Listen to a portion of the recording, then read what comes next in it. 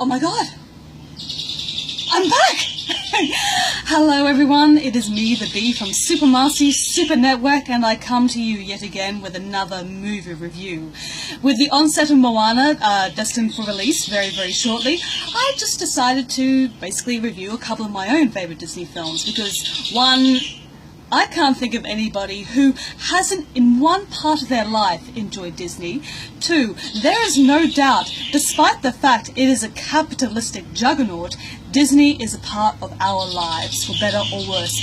It has shaped how animation is done, how storytelling is told, and most importantly, how it truly does appeal to our imaginations. Disney is a powerhouse of imagination, and it has been with us for like more than 70 or so years. That is some mean longevity, and I have no doubt that this House of Mouse is going to continue being so influential. But anywho, favourite Disney films? Well, today I just wanted to start with perhaps my ultimate #1 film, Fantasia. And no, I'm not talking about Fantasia 2000 because that was kind of naff. No, I'm referring to the original, with Mickey Mouse as the Sorcerer's Apprentice, some surprisingly flight-of-footed hippopotamuses, and perhaps one of the finest personifications of evil I have ever seen. What can I say about Fantasia? Well, here's what I can say. I first saw Fantasia when I was about 8 years old, so I was hardly at a very young age to not fully appreciate Disney, but here's the thing about Fantasia. I feel it is one of the few, if not only, Disney films that doesn't necessarily rely on linear narrative. Now, of course, you have those short segments in the piece that kind of tell their own sort of micro-story in their own sort of microcosm, like the aforementioned Sorcerer's Apprentice. But what I'm talking about here is that there's no constant underlining narrative to this film. It's all broken up into like sections, and it is such a very daring film once you think about it. This was made back in the 1940s, and it was, you know, we all know the 1940s was a very different time for absolutely everyone and everything, and it was just, I think it was rather brave that Disney decided to take this route. If I'm not mistaken, Fantasia actually did see a theatrical release of sorts, and it did surprisingly well. And this film never fails to sort of boggle my mind, and despite the fact I absolutely love it, even now I'm not quite sure what to make of it. But if I had to break down what Fantasia meant to me, is that it's this. It is a mood piece. And as we all well know, moods don't necessarily need to come with a distinct purpose. They don't require a story to explain why they're here. The human mind is such a complex entity, yet also frighteningly simple. When we see or when we hear something, depending on what it is, of course, you have a reaction to it. And all of Fantasia is a piece that enables you to have a reaction to it. One of the first segments involves basically a bunch of, you know, lines moving, like bass lines and that sort of stuff. Like an instrument would play, and a representation of that instrument in the shape of a line would appear on screen and would sort of like vibrate and decay. And you know, when you're about like 8 or so years old, you're like, what's this? It's I don't know why this is here, but you keep on watching it because of the music. The music is what makes Fantasia so memorable, and when it is placed up against some highly provocative visuals, it just causes your brain to sort of go into a sense of overload. And I don't mean that in a negative sense. Let me give you a key example. Another piece that I didn't quite fully understand yet nonetheless was affected by, was the evolution of the world and the dinosaurs and everything like that. This was before I saw Jurassic Park, by the way, so it was a couple of years before Steven Spielberg would wow me with Brachiosaurus and T-Rex and raptors and everything.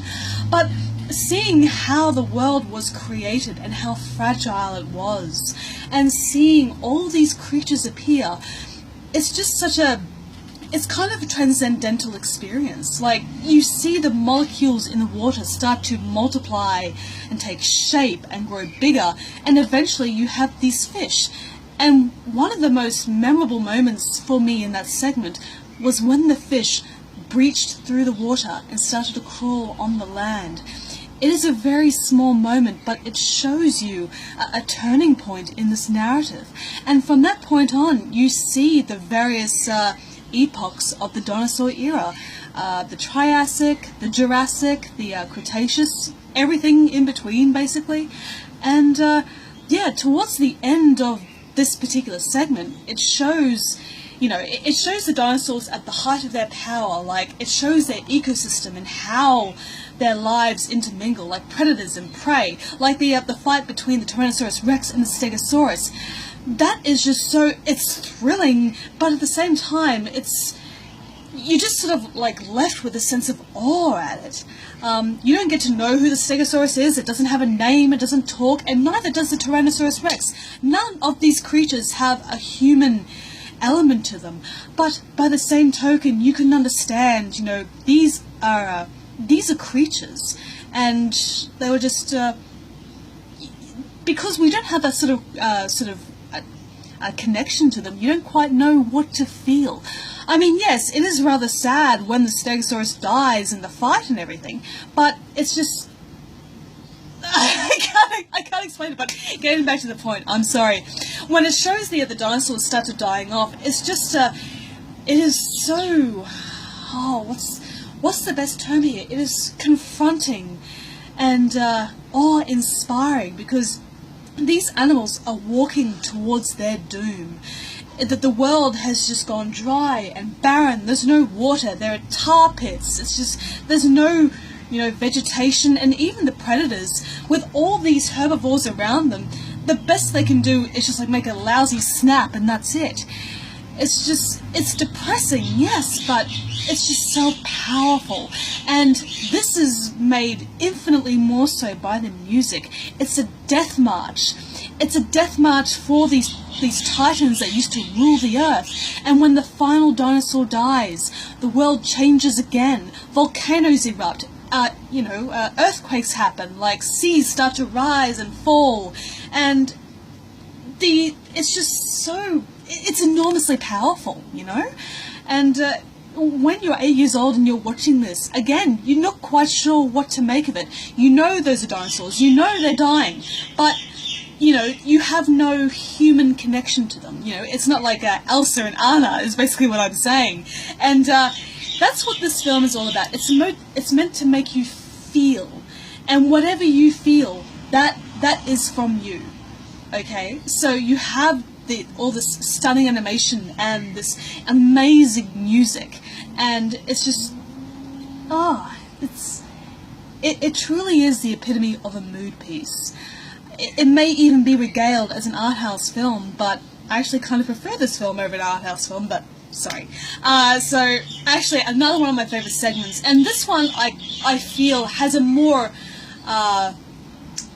evocative sort of feel to it. It is the All Devil's Night with the Chernobog. The Chernobog is like that great big winged demonic creature, which was actually based on the looks of Bela Lugosi.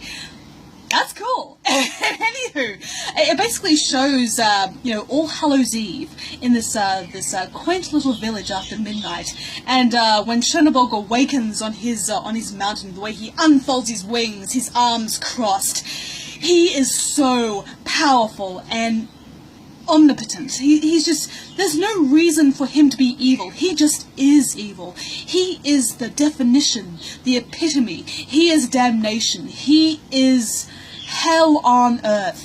And when he brings forward all of these beasts and ghosts and goblins and demons, when they all come to him for this orgiastic party, you know, he has no hesitation of throwing them into the fires and transforming them and making them dance for him.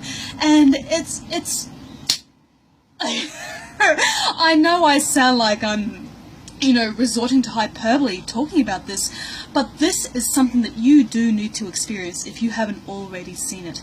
Fantasia is such a rich and diverse film, and it's got a bit of something for everyone. It has the horror, it has the drama, and it even has comedy, that of which being the ballet dancing hippopotamuses and the alligators. Oh my goodness, that is one of the most lively parts of the entire film, because it's just so, it's random, it's completely irreverent. Like, you have this alligator who falls deeply in love with this hippopotamus, and, you know, she's acting all coy and that sort of thing, and it's just, he's chasing her around because he's just so excited by her. It's just, the crocodile is a tubby chaser, God bless him. I didn't mean to. But this film has a bit of something for everybody, but at the same time, it doesn't pander to a single audience, you know. I feel that anybody, young or old, can watch this film and get something from it. And look, I really do need to address this here. As I said before, this was made back in the 1940s, okay? And attitudes were rather different when it came to ethnic relations.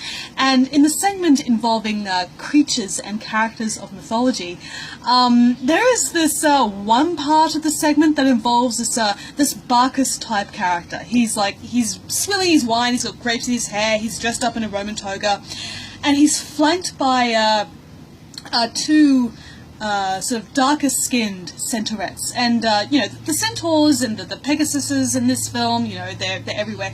But these particular centaurettes caused a lot of controversy, and I completely understand why. I am not defending this film's sort of lack of racial sensibilities here, okay? I'm not absolving it of that, but there's a difference between sort of recognizing when this film was made and defending it. I'm sort of emphasizing the former here. I am not defending the latter.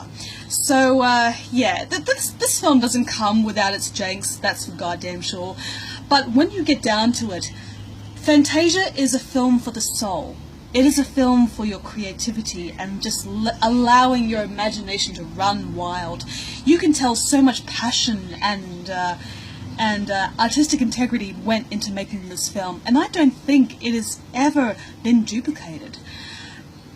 And you know what? Perhaps that is the best thing. There is no other Disney film like Fantasia. So I give Fantasia a 5 out of 5.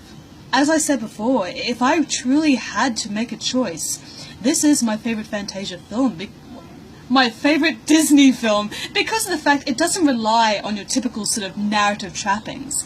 It's everywhere, but at the same time, it all comes back up here. So yes, that was my review, and yes, please take care of yourselves and each other, and yeah, see you in the next video. Bye bye for now.